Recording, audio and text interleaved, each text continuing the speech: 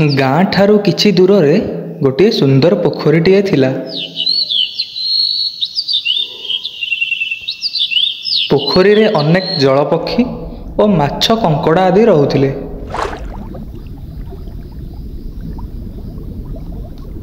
ଆଉ ସେହି ପୋଖରୀରେ କଇଁଚଟିଏ ରହୁଥିଲା। ସେହି ପୋଖରୀକୁ ବହୁତ ଦୂରରୁ ଦୁଇଟି ହଂସ ପାଣି ପିଇବାକୁ ଆସୁଥିଲେ।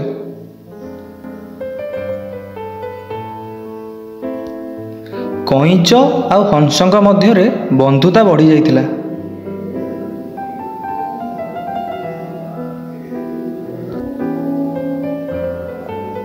ଥରେ ସେହି ଅଞ୍ଚଳରେ ଅକାଳ ମରୁଡ଼ି ପଡ଼ିଲା। ନଈ, ନାଳ, ଖମା, ପୋଖରୀ ସବୁ ଶୁଖିଗଲା।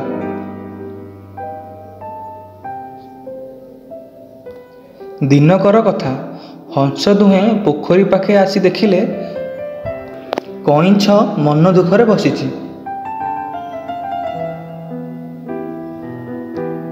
କଇଁଚକୁ ମନ ଦୁଃଖରେ ବସିଥିବାର ଦେଖି ଗୋଟିଏ ହଂସ ପଚାରିଲା, "କ'ଣ ହେଇଛି କଇଁଛ ଭାଇ?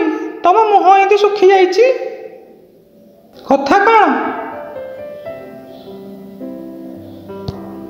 "କ'ଣ ଆଉ କହିବି, ଏବେ ଜୀବନ ବିପଦରେ।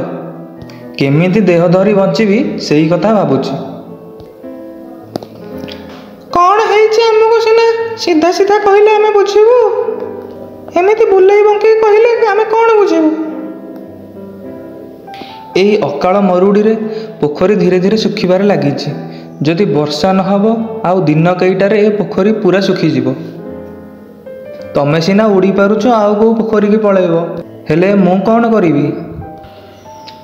"ହଁ, ସତ କଥା। ଏଥିପାଇଁ ଉପାୟ କ'ଣ?" "ଉପାୟ ଅଛି। ସେ ଜଙ୍ଗଲ ଭିତରେ ଗୋଟେ ବଡ଼ ହ୍ରଦ ଅଛି। ଆମେ ସମସ୍ତେ ସେଇଠିକି ପଳାଇବା।" "ଆମେ ସିନା ଉଡ଼ି ଉଡ଼ି ଦୂରକୁ ପଳାଇବା, ହେଲେ କଇଁଛ ଭାଇ କେମିତି ଯିବେ? ଏ ବାଟ ଚାଲି ଚାଲି ଯିବା ବେଳକୁ ବହୁତ ଦିନ ଲାଗିଯିବ। ତା ଛଡ଼ା ବାଟରେ ଅନେକ ପ୍ରକାର ବିପଦ ଅଛି।" "ଦେଖିବା, କିଛି ଗୋଟେ ବାଟ କରିବାକୁ ପଡ଼ିବ।" "ହଉ ଠିକ୍ ଅଛି, ଯାହା ଭଲ ଭାବୁଛ କର, କିନ୍ତୁ ଜଲ୍ଦି ଟିକେ କର, କେତେବେଳେ ଜାଲୁଆ ଆସି ମୋତେ ନେଇଯିବ।"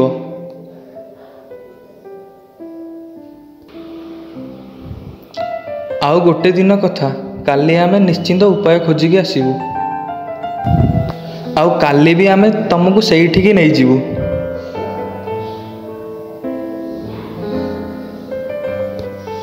ପରଦିନ ସକାଳ ହଂସ ଦୁଇଟି ଉଡ଼ି ଉଡ଼ି ଆସି ପୋଖରୀ ପାଖରେ ପହଞ୍ଚିଲେ।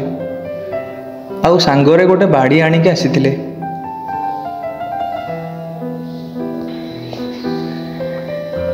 "କିଛି ଉପାୟ ପାଇଲ?" "ହଁ, ଗୋଟିଏ ସହଜ ଉପାୟ ପାଇଛୁ। ଏ ବାଡ଼ି ସାହାଯ୍ୟରେ ତମକୁ ଆମେ ଏଠୁ ନେଇଯିବୁ। ତମେ କିଛି ସମୟ ମଧ୍ୟରେ ସେ ହ୍ରଦରେ ପହଞ୍ଚିଯିବ।" "କେମିତି?" "ଆମେ ଏ ବାଡ଼ିର ଦୁଇ ମୁଣ୍ଡକୁ ଥଣ୍ଟରେ ଧରିବୁ, ଆଉ ତମେ ଏ ବାଡ଼ିର ମଝି ଭାଗକୁ କାମୁଡ଼ି ଧରିବ। ଆମେ ତମକୁ ଧରି ହ୍ରଦ ପାଖକୁ ଉଡ଼ିଯିବୁ।" "ଆରେ ବାଃ, ଅତି ସୁନ୍ଦର ଉପାୟ। ହେଲେ ଆମେ ଯେତେବେଳେ ବାଡ଼ିକି ଧରି ଉଡ଼ିବୁ, ତମେ ଜମା ପାଟି ଖୋଲିବନି। ପାଟି ଖୋଲିଲେ ତମେ ଖସି ପଡ଼ିବ, ଆଉ ସବୁ ଯୋଜନା ଭଣ୍ଡୁର ହୋଇଯିବ।" "ହଉ ଠିକ୍ ଅଛି, ମୁଁ ଜମା ପାଟି ଖୋଲିବିନି। ଏଥର ଚାଲ।" ତାପରେ କଇଁଛ ବାଡ଼ିର ମଝି ଭାଗକୁ ଜୋରରେ କାମୁଡ଼ି ଧରିଲା, ଆଉ ଦୁଇ ଭାଗକୁ ଥଣ୍ଟରେ କାମୁଡ଼ି ଧରିଲେ ଦୁଇଟି ହଂସ, ଆଉ ଉଡ଼ି ଚାଲିଲେ।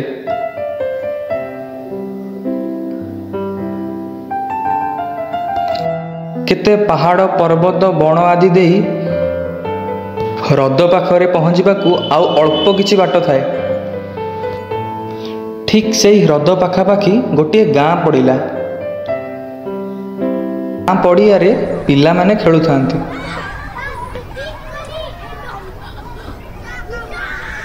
ସୁନ୍ଦରୀ ହଂସମାନେ ଗୋଟିଏ କଇଁଚକୁ ଏମିତି ଉଡ଼େଇ ନେଉଥିବାର ଦେଖି ସେ ଭିତରୁ ଗୋଟିଏ ପିଲା କହିଲା, "ଆଃ, କେଡ଼େ ଡଉଲ ଡାଉଲ କଇଁଚଟେ ହେଇଛି। ଯଦି ଖସି ପଡ଼ନ୍ତା, ଆଜି ଗୋଟିଏ ସୁନ୍ଦର ଭୋଜିଟିଏ ହୁଅନ୍ତା।" କଥାଟା କଇଁଚ କାନରେ ବାଜିଲା। କଇଁଚ ଏକଥା ସହିପାରିଲାନି। ଭଲରେ ଦିକଥା ଶୁଣାଇବାକୁ ପାଟି ତାର ଖଲ ଖଲ ହେଲା। ଶେଷରେ କଇଁଚ ତା ହିତାହିତ ଜ୍ଞାନ ବୋଲି କହି ପକେଇଲା, ଆରେ ବଗୁଲିଆ ଟୋକା, ତୋର ଏତେ ସାହସ? ବାସ୍ ଏତିକି କହିଛି କଇଁଚ ବାଡ଼ିରୁ ଖସି ସିଧା ଯାଇ ତଳେ ପଡ଼ିଲା।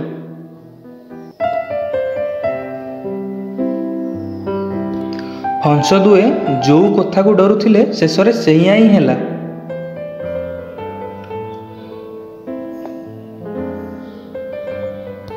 କିନ୍ତୁ କଇଁଚ ତା ଭୁଲର ପଶ୍ଚାତାପ କରିବାକୁ ସମୟ ପାଇଲାନି। ତେଣୁ ଏଇ ଗପରୁ ଏହି ଶିକ୍ଷା ମିଳୁଛି, କୌଣସି କଥା କହିବା ପୂର୍ବରୁ ଥରେ ନିଶ୍ଚିନ୍ତ ଭାବିବା ଦରକାର, ନହେଲେ କଇଁଚ ପରି ତଳେ ପଡ଼ି ମରିବ। ବେଳେବେଳେ ଆମ ମୁହଁରୁ ଏମିତି କଥା ବାହାରିଯାଏ ଯାହା ପାଇଁ ଆମକୁ ପଶ୍ଚାତାପ କରିବାକୁ ଆଉ ସମୟ ମିଳିନଥାଏ।